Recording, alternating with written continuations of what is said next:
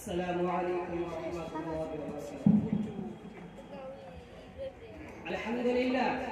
الحمد لله الذي لا يرجى لكشف الشدائد إلا هو، ولا يدعى لرفع المكائد إلا هو، وما مراد العاشقين في الدارين إلا هو، وما مطلوب الواصلين في الكونين إلا هو.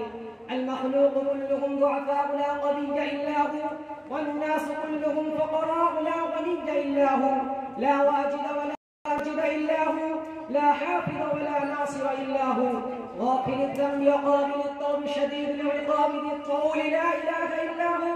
هل من خالق غير الله يرزقكم من السماء والأرض؟ لا إله إلا هو. ومن يملك السمع والأبصار إلا هو، ومن يعلم الجهر والسر إلا هو. موسى على الطور حين ناداه قال لا إله إلا هو. يوسف في بطن الحوت حين ناداه قال لا إله إلا هو. يوسف في قعر البئر حتى ناداه قال لا إله إلا هو.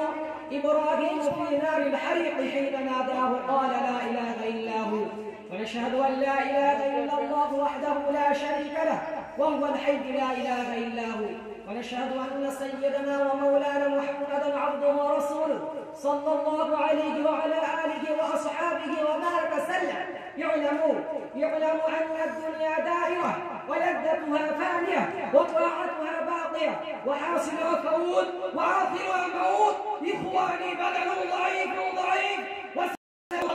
طبيب وزاد قليل وبحر عميق والنار حريق والصراط دقيق والميزان عديل والقيامة قريب والحاكم جليل والمنادي جبريل ويقول الجنة وعدي ويقول النار عهدي ويقول الكعبة زواري ويقول آدم صفي الله يوم القيامة يا رب نفسي ويقول نوح نجي الله يوم القيامة يا رب نفسي ويقول داود خليفة الله يا رب نفسي ويقول إبراهيم خليل الله يوم القيامة يا رب نفسي ويقول إسماعيل يوم القيامة يا رب نفسي ويقول سليمان صاحب المملكة يوم القيامة يا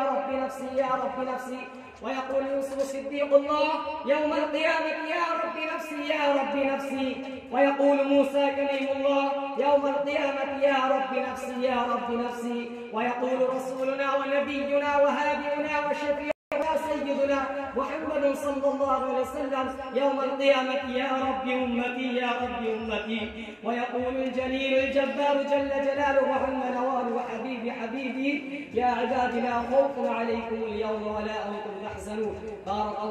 بارك الله لنا ولكم في القرآن العظيم ونفعنا وإياكم بالآيات والذكر الحكيم إنه تعالى جواد كريم ملك بر رؤوف رحيم. السلام عليكم.